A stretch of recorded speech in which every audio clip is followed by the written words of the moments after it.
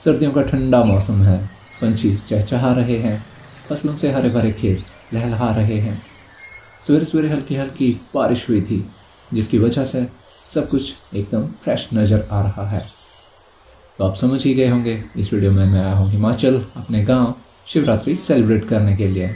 आज है शिवरात्रि और मेरा शिवरात्रि का उपवास है और कल है हमारे घर में शिवरात्रि का भंडारा। तो मैं अपने पापा के साथ जा रहा हूँ पूरे गांव में निमंत्रण देने भंडारे के लिए। इसी बहाने पूरा गांव भी देख लूँगा और आपको भी दिखाऊंगा। तो चलते हैं गांव की सैर पे। हमारे गांव की पंचायत काफ़ी अच्छी है, जो उन्होंने पक्के रास्तों का निर्माण करवा रखा है। यहाँ पे पैदल चलना भी काफ़ी आसान है और बाइक लेके भी इजीली लोग आते जाते हैं। तो चलते हैं गाँव की तरफ। सबसे पहले हम गए अपने बोटी के घर, जिनका नाम है कमलू। हिमाचल में ब्याह शादियों या जग भंडारे भट्टी में जो भी खाना बनाते हैं उन्हें बोटी कहा जाता है। वैसे इन्होंने घर काफी अच्छा बना रखा है। इनके घर के साथ में ही बना है ग्राम देवता का एक छोटा सा मंदिर। इनके आंगन में तुलसी के पौधे लगे हुए हैं और सर्दियों में धूप सेकने के लिए इन्होंने झूला भी लगा रखा है।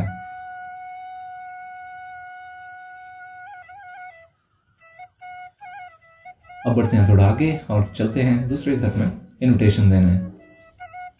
कोई टाइम था जब गांव में सिर्फ कच्चे घर होते थे, जिनकी छत बांस की लकड़ियों पर स्लेट लगाकर बनाई जाती थी।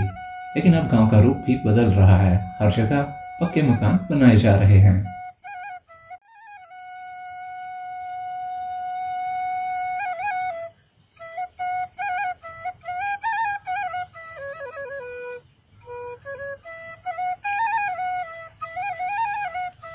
हरे भरे खेतों के बीच में गांव के रास्तों पे चलने का अपना एक अलग ही मजा है। और इसी रास्ते पर मुझे दिखे कुछ पेड़ पौधे, जिनके फल हर हिमाचली ने अपने बचपन में जरूर खाए होंगे। तो सोचा क्यों ना इन पेड़ पौधों के बारे में आपको भी बताया जाए। यह है एक कांटों वाला पौधा, जिसे कि गरनू कहा जाता है। गरनू के फल बहुत छोटे छोटे होते हैं और पकने पर ये ब्लैक कलर के हो जाते हैं। अभी ये फल कच्चे हैं तो इनका रंग हरा है। थोड़ा सा आगे बढ़ने पर मुझे दिखा ये खसरे का पेड़, जिसके कच्चे फलों की सब्जी भी बनाई जाती है। खसरे के कच्चे फलों की सब्जी को भ्रूणी कहा जाता है। पकने पर ये खसरे के फलों का कलर भी ब्लैक हो जाता है। तो आइए अब बढ़ते हैं थोड़ा और आगे और देखते हैं मेरा गांव।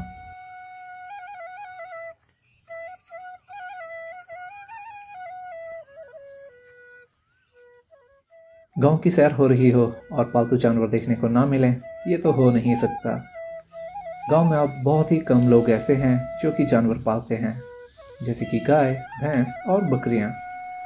पहले लोग खेती करने के लिए बैल भी पालते थे, लेकिन अब खेती ट्रैक्टर से होने लगी है और लोगों ने बैलों को बेसहारा छोड़ दिया है।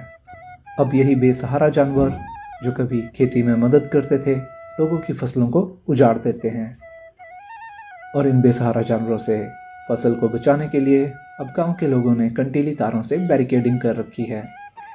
इस बैरिकेडिंग को पार करना गांव के लोगों के लिए भी कई बार मुसीबत बन जाता है।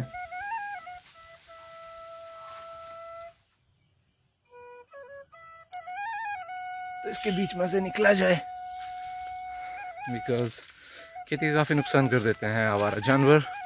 उन्हीं से बचाने के लिए की हुई है बैरिकेडिंग। और बेसहारा पशु भी इसे पार करने की कोशिश करते हुए कई बार खुद को जख्मी कर लेते हैं।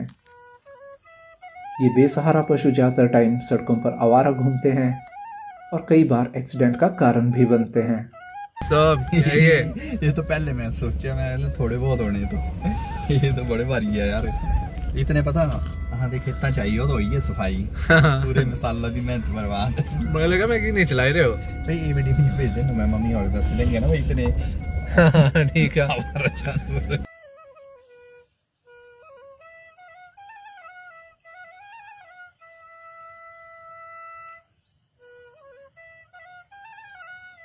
गांव में घूमते घूमते हम पहुंचे अपने गांव के कुएं के पास। कुएं को पहाड़ी भाषा में खूह कहा जाता है। पता नहीं क्यों आज ये नाम मुझे काफ़ी फनी लग रहा है। खूह, खूह मतलब कुआं। पहले के टाइम में जब गर्मियों में नल से पानी आना बंद हो जाता था, तब हम इस कुएं से घड़े में भरकर पानी ले जाते थे।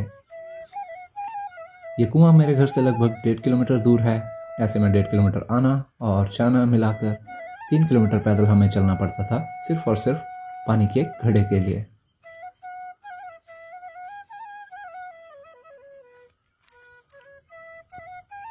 पानी की समस्या खैर अभी भी कभी कभी हो जाती है गर्मियों में, लेकिन अब गांव में जगह जगह हैंडपंप लगे हुए हैं। गांव में हैंडपंप लगने से पानी की समस्या से छुटकारा मिल गया है।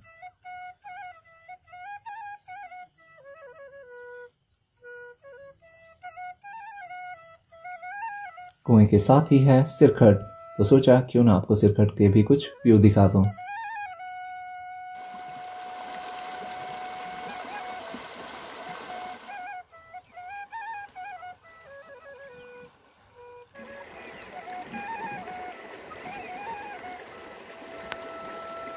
अब भंडारे का न्योता देने का हमारा काम लगभग पूरा हो चुका था, तो हम वापस अपने घर आ गए, जहाँ पे मेरी दादी जी और परिवार के लोग कर रहे थे शिवरात्रि पूजा की तैयारियां।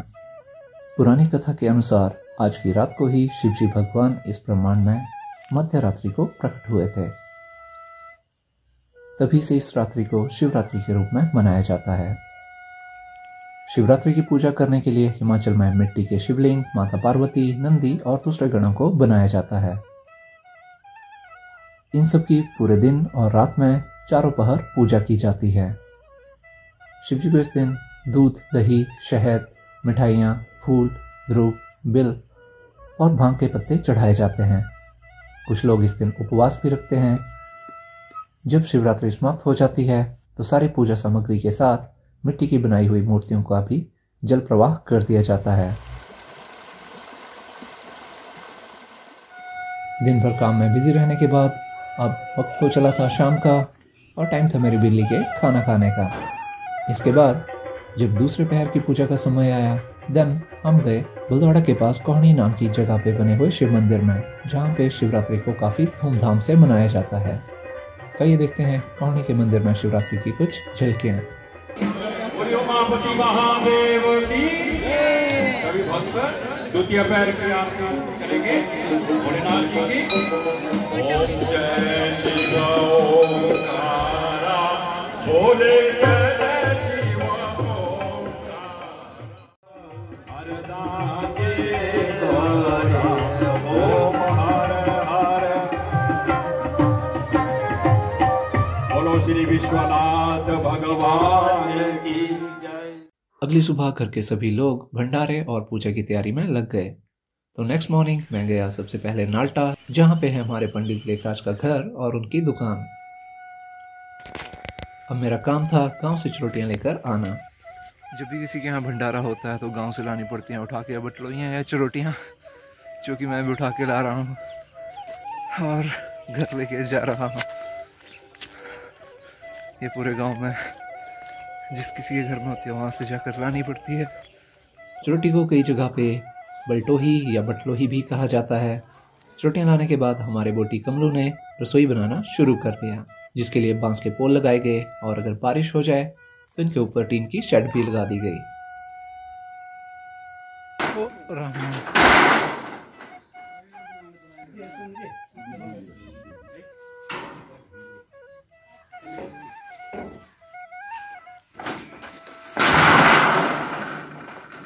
अब अगला काम था हमारे बनियारी जी का, जो था चर या रसोई की खुदाई करना। हिमाचल में जो ब्याह शादियों या भंडारों में पानी भरते हैं और बर्तन धोते हैं, उन्हें बनियारी कहा जाता है। सबसे पहले बनियारी उस स्थान की पूजा करते हैं जहाँ पे रसोई की खुदाई करनी है, ताकि इसके ऊपर चरोटियों को रख के खाना बनाया जा सके।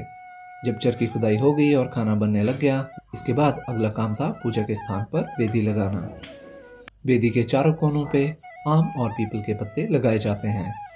इसके बाद वेदी के अंदर गाय के गोबर से लिपाई की जाती है, ताकि उस स्थान को पूजा के लिए शुद्ध किया जा सके। पूजा के स्थान की शुद्धि होने के बाद शुरू हुआ काम हमारे पंडित लेखराज का। उन्होंने वेदी के चारों कोनों पे मिट्टी के छोटे छोटे बर्तन रखे, जिन्हें की पहाड़ी में कुज्जू कहा जाता है। वेदी के बीच में उन्होंने कलश की स्थापना की और पूजा की चौकी को सजाना शुरू कर दिया। पंडित जी के काम में मेरे अंकल भी पंडित जी की मदद कर रहे थे, बिकॉज मदद की जरूरत तो सभी को पड़ती है। यहाँ पर नमंतर बनाए जा रहे हैं जो कि 11 लोगों को दिए जाते हैं, जिसमें कपड़े, पैसे और कलश होता है। अब सब कुछ तैयार हो गया है और पूजा शुरू की जा सकती है। तो पूजा में मुझे ही बैठना था, सो आगे की वीडियो रिकॉर्ड नहीं की बिकॉज पूजा पे ध्यान देना था।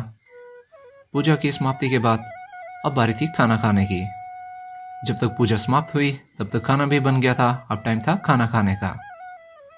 हिमाचल में भंडारों और शादियों में रिवाज है कि सबको जमीन पर बैठकर खाना खिलाया जाता है, जिसे कि बोटी धोती लगाकर सबको बांटते हैं। इंसानों के साथ साथ यहाँ पर जानवरों के लिए भी खाना रखा जाता है, जैसे कि कुत्ता, गाय और पंछी। दोस्तों, आपको वीडियो कैसी लगी? आप चाहें तो कमेंट करके मुझे बता सकते हैं। इस वीडियो में फ़िलहाल इतना ही। मिलते हैं किसी अगली वीडियो में, तब तक के लिए बाय बाय।